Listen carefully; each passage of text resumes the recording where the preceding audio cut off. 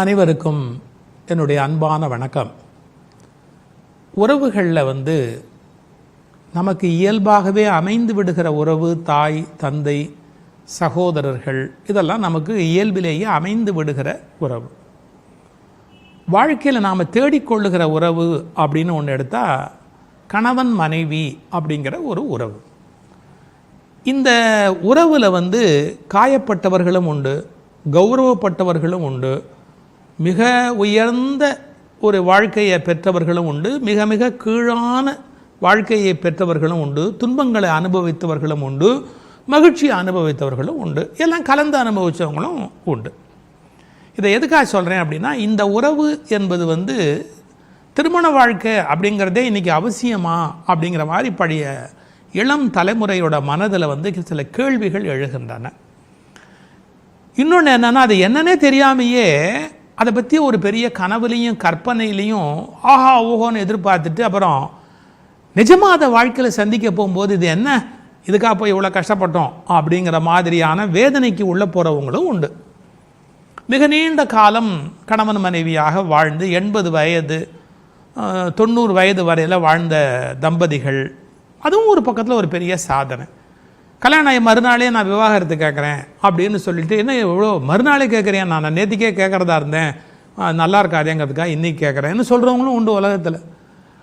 ஏன்னா 2 மனிதர்கள் மிக நீண்ட காலம் ஒத்துப்போய் ஒரு ஒரு அண்டர்ஸ்டாண்டிங் அல்லது ஒரு புரிந்துணர்வு அல்லது ஒரு பொறுமை அல்லது நிஜமாகவே நீங்கள் சொல்லக்கூடிய அன்பு, காதல், கதல் போன்ற உணர்வுகள் ஏதோ ஒன்றில் லைஃப்பை நீட்டிக்க முடியுமா அப்படின்னு கேட்டால் தெரியல. அதில் ஒரு பெரிய நல்லதும் இருக்குது, கெட்டதும் இருக்குது, சிக்கலும் இருக்குது, சிரமமும் இருக்குது, எல்லாமே இருக்குது. நான் என்ன யோசிக்கிறேன், இது என்ன அப்படின்னே ஒரு உணர்வு தெரியாமல் நேராக திருமணத்துக்குள்ளே குதிச்சுட்டு அப்புறம் ஏண்டா குதிச்சோம் அப்படின்னு பல பேர் வருத்தப்படுறவங்களும் உண்டு. அதுக்கு முன்னாடி அவங்க தெரிந்து கொள்ளணும், திருமணம்னா என்ன, நமக்கு என்னென்ன விதமான பொறுப்புகள் ஏற்படும். ஒன்றும் இல்லை சார், ஒரு குழந்தை இரவு நேரத்தில் அழுது ஊரை கூட்டம். அப்போது தூங்கணுன்ற விருப்பமுடைய ஒரு பெண்மணி தாயாராக ஆகவே முடியாது. ஏன் இப்படி அழுது ஊரை கூட்டுது, என்னை தூங்க விடலையேன்னு ஒரு பெண் கேட்குறதா இருந்தால் அவள் குழந்தைய புரிஞ்சுக்கல அப்படின்னு அர்த்தம். இதெல்லாம் இல்லறத்தில் இருக்கக்கூடிய சிக்கல். இரவெல்லாம் தூக்கம் போயிடும் அப்படின்னா கணவன் மறுநாள் காலையில் அலுவலகம் போயாகணும். ராத்திரிலாம் என் குழந்தை அழுதுச்சுன்னு போய் ஆஃபீஸில் சொல்லிக்கிட்டு இருக்க முடியாது. இதெல்லாம் எத்தனையோ விதமான கஷ்டங்கள் நமக்கு ஏற்படலாம். ராத்திரி 1 மணி 2 மணிக்கு திடீர்னு குழந்தைக்கு உடம்பு சூடும், தூக்கிக்கிட்டு ஆஸ்பத்திரிக்கு ஓட வேண்டியிருக்கும். அப்புறம் கணவன் மனைவிக்குள்ளேயே நிறைய கேள்விகள், சந்தேகங்கள், அப்புறம் எதிர்ப்புகள், இதெல்லாம் வேறு வாழ்க்கையில் ஏற்பட்டு கொண்டே இருக்கும். அப்போது திருமண வாழ்க்கை பற்றிய ஒரு புரிதல், அது உண்மையிலேயே ஒரு வரமா, சாபமா, அல்லது வரம் சாபம் ரெண்டும் கலந்த ஏதோ ஒரு அதிசய கலவையா, இதை எப்படியாவது நாம் அறிவுபூர்வமாக முதல்ல தெரிந்து கொள்ள வேணும் அப்படிங்கிற ஒரு எண்ணம் என் மனதில் தோன்றி நான் முதல்ல ஒரு 2 வகுப்பு நடத்தினேன். ஒன்று பேச்சுக்கலைக்கான வகுப்பு, இன்னொன்று நல்ல குழந்தைகளை உலகத்துக்கு நன்மக்களை பெறுதல்ங்கிற வகுப்பு. அதில் பயன்பெற்றவர்களுடைய பட்டியலை பார்த்த பிறகு இதுவும் நாம் செய்யணும், அதாவது இது மாதிரியான ஒரு பயனுடைய பணி செய்ய வேண்டும் அப்படின்ற ஒரு எண்ணம். நான் ஒரு 2 உதாரணம் சொல்கிறேன் பாருங்கள். எல்லாருமே கிண்டல் பண்ணுறதா இருந்தால் மனைவியை பற்றி குறைவாக சொல்கிறதுக்கு ஏகப்பட்ட ஜோக்ஸ் இந்த நாட்டில் இருக்குது. ஒரு பொன்மொழி இருக்குது, கணவனும் மனைவியும் நாணயத்தினுடைய 2 பக்கம் போல, அதாவது அவங்க அவ்வளோ நெருக்கமானவங்கிற அர்த்தத்தில் அந்த பொன்மொழி வருது. கணவனும் மனைவியும் ஒரு நாணயத்தின் 2 பக்கங்கள் போல அப்படின்னு. அதுக்கு ஒருத்தன் கமெண்ட் போடுறான், ஒருவர் முகத்தில் ஒருவர் விழிக்க மாட்டார்கள். கரெக்டு. நாணயத்தோட ஒரு பக்கம் இன்னொரு பக்கத்தை பார்த்துருக்காது வாழ்க்கையில். அப்போது திருமணம்ங்கிறது வெளியிலேருந்து பார்த்தா கௌரவமாக தெரியுமே ஒழிய உள்ளுக்குள்ளே பார்த்தா வேதனையானது அப்படிங்கிறது அந்த பொன்மொழிக்கு வச்சுருக்கிற பஞ்சுக்குள்ளே வச்சுருக்கிறான் பாருங்கள். ஆனால் எத்தனை பேர் மனைவியினால் மேன்மை அடைந்தவர்கள், மனைவியினால் சிறப்படைந்தவர்கள். ஒரு செய்தி படித்தேன், ஒரு வெளிநாட்டு மன்னனை பற்றி. பவேரியான ஒரு நாடாம், அதனுடைய மன்னன், அவன் மேலே இன்னொரு மன்னன் போர் எடுத்து சண்டை போடுறார். கான்ட்ராட் அப்படிங்கிற ஒரு பேரரசன் அவனோட சண்டைக்கு வர்றான். வந்தபோது என்ன நடந்து போச்சு, இந்த மன்னன் பவேரியா நாட்டினுடைய மன்னன் போரில் தோற்று போயிட்டான். அப்படி தோற்று போன உடனே அந்த ஜெயிச்ச மன்னன் ஒரே ஒரு வாய்ப்பு கொடுத்தான். அந்த நாட்டில் இருக்கிற பெண்கள் அவங்களால என்ன முடியுமோ அதை சுமந்து கொண்டு கோட்டையை விட்டு வெளியே போகலாம், கொல்ல மாட்டாங்க எங்கள் வீரர்கள் அவங்களுக்கு என்ன வேணுமோ அதை மட்டும் எடுத்துக்கிட்டு அந்த பெண்கள் எடுத்துக்கொண்டு போகலாம், அவங்களுக்கு வேண்டியதை கொண்டு போகலாம், தன் முதுகில் சுமக்கக்கூடிய அளவுக்கு சுமைகள் எடுத்துக்கொண்டு போகலாம், நாங்கள் ஒன்றும் செய்ய மாட்டோம், மற்ற நகை தங்கம் எல்லாம் எங்களுக்கு தான் அப்படின்னு ஒரு வாய்ப்பு கொடுத்தான். சில பெண்கள் குழந்தைகளை முதுகில் சுமந்துக்கிட்டாங்க. சில பெண்கள் நம்பவே முடியாது கணவனை முதுகில் சுமந்துக்கிட்டாங்க. ஏன்னா எனக்கு விலை மதிப்பற்ற சொத்து அவரை நான் எப்படி விட்டுட்டு போவேன் அப்படின்னு கணவரை தோளில் சுமந்துக்கிட்டாங்க. இந்த மன்னன் நான் சொன்னேன் பார்த்தீங்களா, பவேரியா நாட்டினுடைய மன்னன், அவனுடைய மனைவி தன் கணவனை தோளில் சுமந்துக்கிட்டு சுமக்க முடியாமல் அந்த கோட்டை வாசலை தாண்டுறான், அவரை எப்படி உயிரோட காப்பாற்றிடணும் அப்படின்னு. அப்போ இந்த எதிரி மன்னன் பார்த்துட்டு எவ்வளோ அன்புள்ளவர்கள் இந்த தம்பதிகள், இப்போ உயிரை காப்பாற்றுறதுக்காக அவள் என்ன பாடுபடுறா அப்படின்னு முடிவு பண்ணி நில்லு அப்படின்ட்டு, நான் இந்த நாட்டையே திருப்பி கொடுத்துட்றேன் வச்சுக்கோ, நீ உன் கணவன் மேலே காட்டின அன்பை பார்த்து நான் ரொம்ப திகைச்சு போயிட்டேன், அதுக்கு பரிசாக நான் இந்த நாட்டையே திருப்பி கொடுத்துறேன் வச்சுக்கோங்க அப்படின்னு நம்ம போரையே விட்டுட்டு போயிட்டான்னு ஒரு செய்தி போட்டிருந்தாங்க. இது எதுக்கு சொல்கிறேன், ஒரு மனைவி தன் கணவன் மீது காட்டிய அன்புனால அவளுக்கு எவ்வளவு பெரிய மதிப்பு, அவளுக்கு எவ்வளோ பெரிய பரிசு, இதெல்லாம் நம்ம யோசித்து பார்க்க வேண்டிய ஒன்று. இது ஒரு சிலருக்கு வாழ்க்கையில் நடக்கிறது. இன்னும் சில பேர் உறவுன்னு வரும்போது அவங்க தனி மனிதர், இவங்க தனி மனிதர், அவங்க கஷ்டம் அவங்களுக்கு, என்னோட கஷ்டம் எனக்கு, அவங்க சௌரியம் அவங்களுக்கு, என்னோட சௌரியம் எனக்கு, அவங்க சொத்து அவங்களுக்கு, என்னோட சொத்து எனக்கு. இப்போ மேல்நாடுகளில் சம்பளத்தை கூட தனித்தனியாகவே அவங்கவுங்க வங்கி கணக்கில் போட்டு வச்சுருப்பாங்க. அது மாதிரி எல்லாத்தையுமே பிரிச்சுக்கலாம் அப்படின்னு சொல்லுவதும் உண்டு. இதுக்கு நேர்மாறாக ஒரு பகுதி நான் சொல்லணும். தென்னாப்பிரிக்காவில் மகாத்மா காந்தி இருந்தபோது கஸ்தூர்பா காந்திக்கு உடம்பு சரியில்லாமல் போகுது. கொஞ்சம் நோயில் படுத்த படுக்கையாக இருக்காங்க கஸ்தூரிபா. காந்தி எப்போவுமே விதவிதமாக யோசனை சொல்லுவார். அவர் என்ன சொன்னார், நீ பாரு, உப்பு சாப்பிடாமல் இருந்தால் அவன் உடம்பு சரியாக வந்துடும், நீ நிறைய உப்பு சேர்த்துக்கிற, நீ உப்பு சாப்பிடாமல் இருந்தால் உனக்கு சரியாக வந்துடும், பருப்பு சேர்த்துக்கக்கூடாது, உப்பும் சேர்த்துக்கூடாது, சைவ உணவில் உப்பும் பருப்பும் தான் ரொம்ப சுவையானது சேர்த்து சாப்பிட்றது, அது ரெண்டும் நீ நிறுத்திடணுங்கிறார் மகாத்மா காந்தி யோசனை சொல்கிறார். கஸ்தூர்பா காந்திக்கு கொஞ்சம் வருத்தம் வந்துருச்சு. அது எப்படி உப்பு கொஞ்சம் கூட சேர்க்காமல் இருக்க முடியுமா, உங்களால் இருக்க முடியுமா, அப்படி யாராவது தின்னுக்கிட்டு உட்காந்துருக்க முடியுமா, அதை விட நான் செத்தே வேணாலும் போகிறேன், உப்பு சாப்பிடாமல் இருக்கிறது என்ன, அப்படி உங்களால் ஒரு நிமிஷம் இருக்க முடியுமா அப்படின்னு ஒரு கோவத்தில் கேட்டாங்க. உங்களுக்கு தான் தெரியுமே மகாத்மா காந்தியை பற்றி. இது பாரு, நீ நல்லா இருக்கணுங்கிறதுக்காக நான் இந்த யோசனையை சொன்னேன், எப்போ நீ இதை கேட்டுட்டியோ நானும் உப்பு சாப்பிடல, போதுமா, உனக்கு உடம்பு சரியாகிற வரைக்கும் நானும் இந்த ஒரு வருஷம் உப்பு இல்லாமல் இருக்கிறேன், நம்ம 2 பேருமே சேர்ந்து இருப்போம். அந்த அம்மா தலையில் அடிச்சுக்கிட்டாங்க. நான் என்னமோ ஒரு கோவத்தில் சொல்லிவிட்டேன், அதுக்காக நீங்கள் உப்பு சாப்பிடாமல் இருக்காதீங்க, நான் சொன்னால் கேளுங்க, சாப்பிடுங்க, நான் இருந்துக்கிறேன், நான் பத்தியமாக இருந்துடுறேன் அப்படின்னு. மகாத்மா காந்தி சொன்னது தான்ட்டு. எதுக்கு சொல்ல வரேன், அவர் மனைவியை பற்றி அன்பு காட்டினதில் நிறைய விமர்சனங்களுக்கு உள்ளானவர். ஆனால் மனைவிக்காக தானும் உப்பு சாப்பிடாமல் இருக்கிறேன்னு சொல்லக்கூடிய அளவுக்கு அவருடைய வாழ்க்கையில் அவர் ஒரு உறுதியோடு இருக்கிறார். இப்போது ஒரு கணவன் தன்னுடைய மனைவியை காப்பாற்றணும் அப்படின்னு வருகிற போது தானும் அதுக்கு ஒரு அனுசரணையாக இருந்தால் மட்டும்தான் அப்படி காப்பாற்ற முடியும் அப்படிங்கிறதுக்கு நிறைய வரலாற்றில் செய்திகள் இருக்குது. அப்போ ஒருவரை ஒருவர் காப்பாற்றணும்.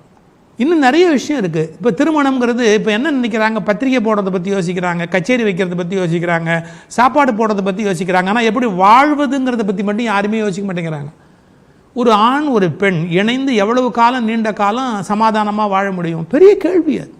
சார், பக்கத்து சீட்டில் பஸ்ஸில் ஒருத்தர் உட்காந்தாலே 10 நிமிஷம் நம்மளால் சகிச்சிக்க முடியாதுன்றோம். ஒரு நீண்ட வாழ்க்கை முழுக்க 2 பேரும் ஒருமையோடு, ஒற்றுமையோடு, அல்லது ஒரு புரிதலோடு, அல்லது ஒரு சகிப்புத்தன்மைங்கிற வார்த்தையை ஓஷோ ரொம்ப கடுமையாக சாடுவார். அதனால் நீ இன்னொருத்தரை சகிச்சுக்கிறது, நீ என்ன அவ்வளோ பெரிய ஆளா அப்படி ஒரு கேள்வி கேட்பார். எப்படியோ வச்சுக்கோங்களேன், என்ன வேணால் வார்த்தையை போட்டுங்க. நீண்ட காலம் அந்த வாழ்க்கையை கொண்டு போவது என்பது அவ்வளோ சுலபமான ஒரு விஷயம் அல்ல. இப்போ சில பேருடைய வாழ்க்கையில் எப்படின்னு கேட்டால், அவன் விரும்புகிற பெண் என்பது அவனுக்கு வீரம், ஆர்வம், பலம் எல்லாத்தையும் கொடுக்கக்கூடிய ஒரு மனோசக்தியாக இருப்பான். நெப்போலியனை பற்றி ஒன்று எழுதுவாங்க. போர்க்களத்தில் இருக்கிற போது கூட தன்னுடைய காதலி ஜோசஃபினுக்கு அவன் ஒரு கடிதம் எழுதுகிறான். அவன் என்ன சொல்கிறான், உன் முகம் எனக்கு நினைவு வந்துட்டா போகிறோம், நான் இந்த உலகத்தில் செய்ய முடியாத காரியங்களை செஞ்சு முடிச்சுடுவேன் அப்படின்னு. எதுக்காக அதை சொல்கிறேன், உன்னுடைய முகம் எனக்கு அவ்வளோ பெரிய பலம் என்று ஒரு ஆர்வத்தில் அவன் பாராட்டி எழுதியதாக பல குறிப்பு உண்டு. இன்னும் நிறைய செய்திகள், நான் படித்த செய்திகள், இதெல்லாம் நம்மால் நம்ப கூட முடியாது. ஒரு அமெரிக்க ஜனாதிபதி எழுத படிக்க தெரியாதவராக இருந்தவரை மனைவி தான் எழுத படிக்க கற்றுக் கொடுத்து, கல்வி கற்றுக் கொடுத்து பின்னாடி வளர்த்து ஆளாக்கி இருக்கிறார். இதெல்லாம் நம்ப முடியுமா? அந்த மாதிரியான நபர்கள். ஆனால் அதுவே அப்ரஹாம் லிங்கனுடைய வாழ்க்கையில் நேர் எதிர். அவருடைய மனைவி இவர் எது செய்தாலும் ஒத்துக்கொள்ள மாட்டான். இவர் அறிவாளி என்று ஏற்றுக்கொள்ளவே அவர் தயாராகவே இல்லை. அது மாதிரி சில பேருடைய வாழ்க்கையில் அமைஞ்சிடும். அப்போ நம்ம வாழ்க்கைக்கு தயாராகிற போது, திருமண வாழ்க்கைக்குள்ளே போகிற போது சில விஷயங்களை முதல்ல புரிந்து கொள்ளணும். 2 பேருக்கு இடையில கருத்து வேறுபாடு வந்தால் அதை எப்படி தீர்த்துக்கிறது, யாரிடத்துல போய் பேசி தீர்த்துக்கிறது, இல்லை எதை அளவுகோலாக வைத்துக்கொண்டு தீர்ப்பது. அப்புறம் வாழ்க்கையில் பொருளாதார சிக்கல், திருமணத்துக்கு முன்னாடி இருந்த வாழ்க்கை முறையும் திருமணத்துக்கு பின்னால் இருக்கிற வாழ்க்கை முறையும் ஒரே மாதிரி இருக்காது. பொருளாதார செலவுகள் கூடும். நமக்கு வந்து கொண்டு இந்த சம்பளத்தில் வாழ முடியும்னு நினைப்போம். திருமணம்னு ஒன்று ஆயிடுச்சுன்னு சொன்னால் அதை மாதிரி 2 மடங்கு இருந்தால் கூட காணாது அப்படிங்கிற ஒரு சிக்கல் நமக்கு பொருளாதார ரீதியாக ஏற்படும். அப்போ சம்பாதிக்கிற மனைவியாக இருந்துட்டால் பரவாயில்லையே அப்படின்னு தோணும். ஆனால் மனைவி அலுவலகத்துக்கு போய் சம்பாதிக்க ஆரம்பித்தாலே வேறு பல புதிய சிக்கல்கள் வரும். எத்தனை விதமான சிக்கல் வரும். மனைவி அலுவலகத்துக்கு போனோம்னா வீட்டில் இருந்தால் 5 புடவை இருந்தால் போதும்னா, அலுவலகம் போகிறதா இருந்தால் 15 புடவை இல்லாமல் போக முடியாது, செலவு கூடிடும். அப்புறம் அலுவலகத்துக்கு போயிட்டு வரதுனால ஸ்ட்ரெஸ்ஸு, டென்ஷன், அவங்களுக்கு உடல் நலம் கெட்டு போயிடும். அவங்க போயிட்டு வரதுக்கு பஸ்ஸு செலவு, அப்புறம் அலுவலகத்தில் அப்படி நீங்கள் என்ன பணம் மிச்சம்னு நினைக்கிறீங்களோ அந்த பணத்தை செலவு பண்ண வேண்டிய வரும். பொருளாதார ரீதியாகவும் பிரச்சனை இருக்குது.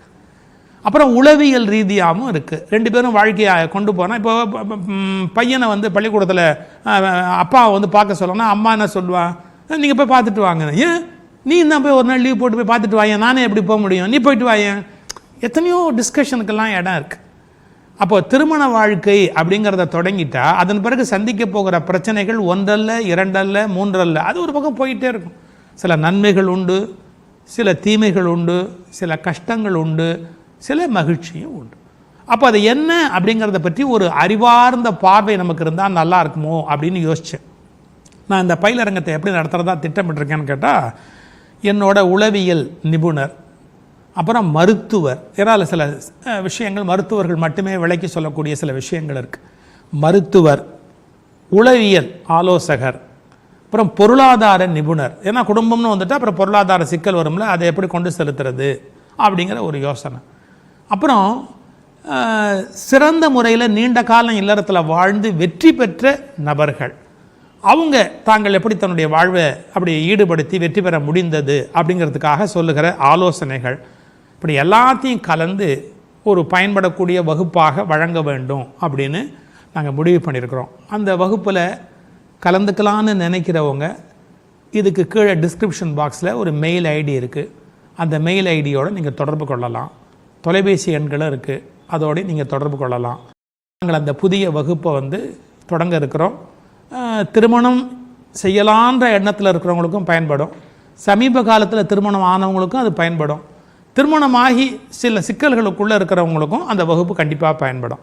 ஏன்னா உளவியல், உடலியல், பொருளாதாரம், இது தவிரவும் வேறு பல சமூக இயல் சார்ந்த பிரச்சனைகளை பற்றியெல்லாம் அதில் வகுப்பில் விளக்கி சொல்லி, ஏன்னா எல்லாத்தையுமே ஓப்பனாக இன்றைக்கி பேச முடியாது. வகுப்புனா அதில் வந்து ஒரு எல்லைக்கு உட்பட்டு வந்துடுது.